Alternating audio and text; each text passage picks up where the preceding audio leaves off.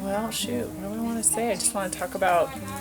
I want to just promote the art.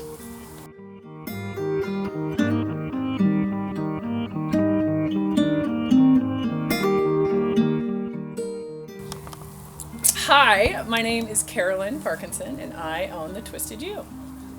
We are here today at Teresa Caruso's little farm to do a photo shoot.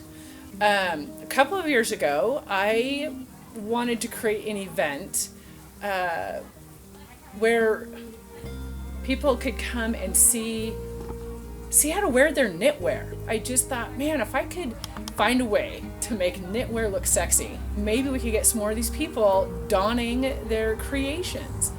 And so we started the Sweater Weather Get Together. That was, we started it where we went and we had, 8 to 10 garments knit up and had professional models model it and get some professional pictures taken so that it made it, I don't know, I guess it gets it out of that stigma of your grandma's, you're wearing your grandma's old shawl, right? I wanted it to be hip, and I wanted it to be young and sexy, and so that's the reason we're here, and that's why we're doing photo shoots.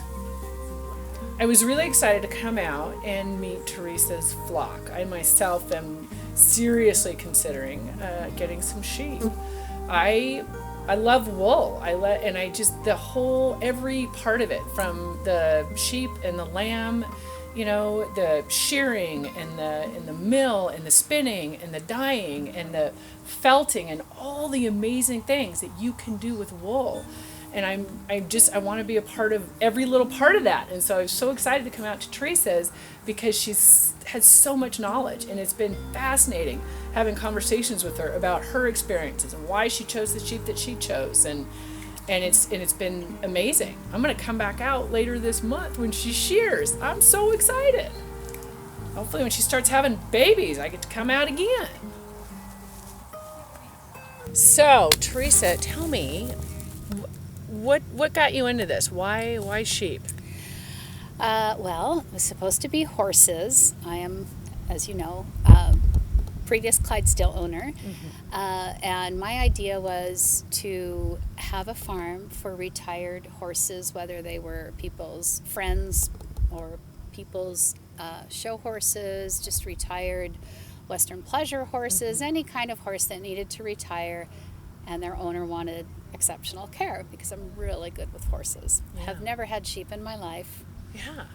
And I had one of my friends from California retire the $200,000 Danish warm blood that her daughter rode to untold ribbons and awards on. Mm-hmm. And she said, I want Tiny Toons to come to you. Mm-hmm.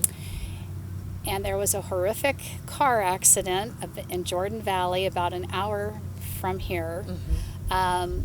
And the horse survived, but he was so injured that he had to go to the Nampa Equine Hospital, and they couldn't save him. Oh, I'm so sorry. Yeah, it was a disappointment for everyone. Yeah. A big disappointment. But anyway, at that point, I realized I'm in Idaho. Everybody has their own land. I thought, well, I'm outfitted for sheep. I've got the fencing, I've got the space, and just had to pick out my breed. Hello. Who's this? That's Dudley. Hello, Dudley. Can we pet Dudley? Or yes, Dudley he's quite friendly. Can I give you a little scratchy scratch? Yeah, he's... Oh! That's that baby fleece everyone's after. Oh, it is amazing. So what is it about this breed that I like large animals, so I didn't want Shetlands, which I think are adorable, but they're really small. I have enough land that I wanted something sizable. They're a fiber flock, so you get more fiber out of a larger mm-hmm. animal. Mm-hmm. And they're not a fine wool like a merino. Mm-hmm. They generally, the luster in their wool is like a salmon skin. You see that glimmer in it. If it's washed properly, they are called the lustrous breed or the luster breed, and it's I'll show you some examples later, but it's just absolutely stunningly beautiful, and it's a good blending wool. What have been the biggest challenges that you've faced since you got your flock? Yeah, well, I couldn't find a vet for the first 10 months that I had the sheep. Oh my goodness. I had to depend on Internet? Facebook and the wool pages and friends and my beloved friend Cassie Diane, who is a bottomless resource of great information. And she passed me along to certain friends of hers that could mentor me and teach me as I went. And you have to read a lot, which I do anyway. I had to do that with my horse. I'm not a lifelong horse person, but I learned an awful lot about Clydesdales. Yeah. So basically, I kind of had to teach myself with the help of knowledgeable people helping me along the way. Thankfully, I now have a fabulous vet in the area, and I have an amazing number of mentors that can pitch in and give me good sound advice that isn't just I read it on the internet. It's seasoned, experienced advice and guidance. I had no idea sheep were as fun and as personable and interesting as they are. So it's actually been a really great experience learning about them. So I'm glad I picked sheep. Folly is a first generation Scottish blackface Swiss black nose valet. Oh my gosh, that's a lot of words. It's a lot of words, a lot of black face, black nose. Yeah. One is a Scottish breed, one is a Swiss breed, and they are deemed at 100% the cutest sheep on earth. They are. Like literally you can Google the cutest sheep on earth and you'll get a picture of Folly. What eventually the breed up program for his breed will look like. And when they breed up to the F4 generation, you're at 94.5% pure. Wow. And the thing that's so wonderful about his breed in particular, he's a wether, he's a pet, he's the companion to my Border Leicester Ram. His wool is quite coarse, but the reason people love this breed of sheep so much is because they're extremely docile and they're very dog-like, they're very sweet. Here comes the goat, you'll see how passive they are. You behave yourself. This is my heritage breed Oberhasli Swiss goat. Hi, sweetie. And they're companions to each other during the day and keep my Border Leicester Ram. I predominantly raise Border Leicesters, but Folly was purchased as a pet, and he's just a wonderful, wonderful animal. Very, very sweet. Yeah. Now, I understand it that it's really hard to get that breed here in the United States. Right now, to get a live type, any type of this breed, there's only a breed up program at this point, and it's probably expensive to participate in, and most of it is done through artificial insemination. And why is it so hard to get them in the United States? Don't quote me, but I believe since 1972, you've not been allowed to bring in livestock from other countries, England, Australia, whatever, without a lot of paperwork and a lot of rigmarole, and certainly not a breed that's never been here before. It's a process. Yeah. And that's why I have a wether and I'm not in the breed up program. Folly's a super special sweet he's my guy. super special guy. I have an SUV. I put a dog kennel in. I drove 5.5 hours up to Cottonwood to pick him up. And he drove back in the car, and he's lived here ever since, and he'll live here forever. All of my animals will live here forever. So Ralphie J is the main man here at the farm. He's the main man. I didn't really want a ram, mostly because they have to live like stallions do. They have to live on their own. Folly obviously is his companion, but it's kind of a solitary life. A lot of people will put their ram with their ewes a good part of the year when it's not breeding season. It depends what breed it is. My breed of sheep are raised further from the equator, so they only breed once a year generally until they're bred. Other breeds of sheep that are developed closer to the equator go into season more often.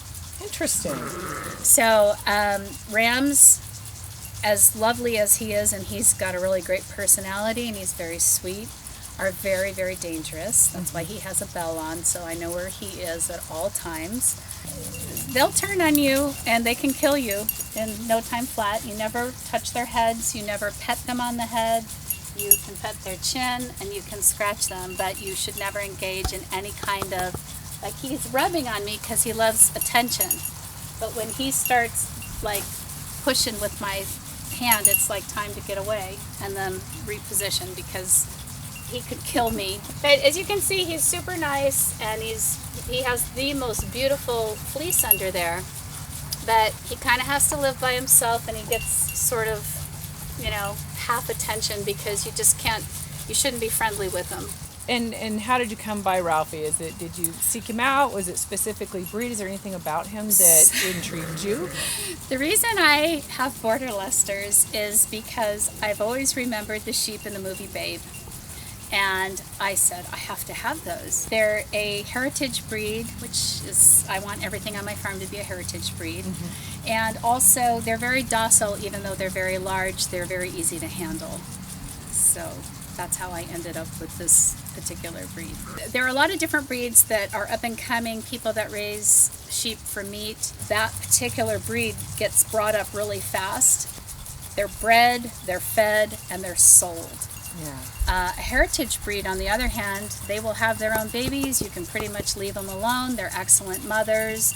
They grow well, they eat well, and you don't have to rush them along into a market situation. And since I'm not in a market situation, I just think it's a good thing to carry on. These are by no stretch of the imagination rare or anything like that, but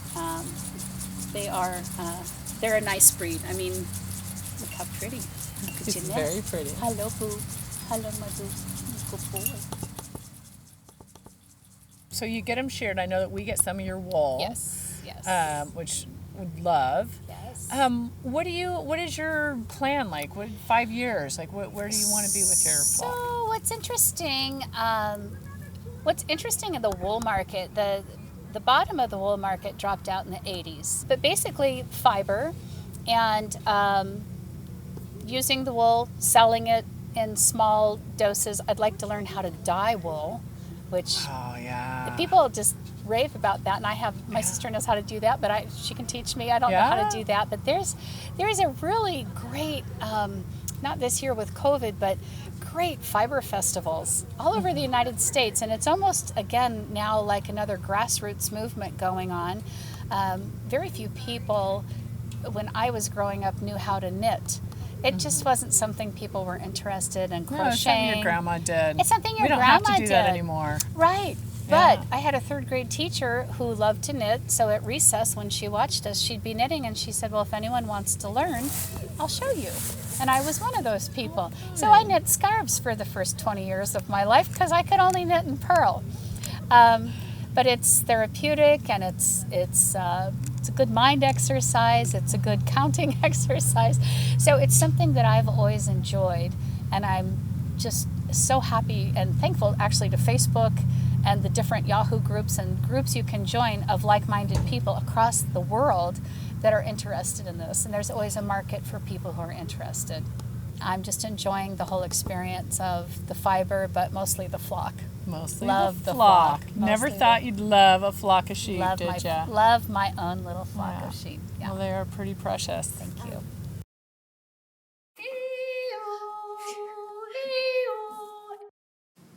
I do sing to my sheep at night. I don't really sing to them because I have a horrible singing voice. I do sit down with them every night before I put them to sleep. I have a tree stump in my barnyard, and I bring them in every night. And we all sit and we hug, and they come around like dogs. They are not doing it now, but they're very, very personable, and they all get a little kiss, and then I go to bed, and they're really, that's what I mean. You would never know. Everyone just says, goats and sheep and cows, they're just out in the field. Yeah, and just livestock. They're really, they're really interesting, and they're really unique. So I'm kind of glad that I picked sheep.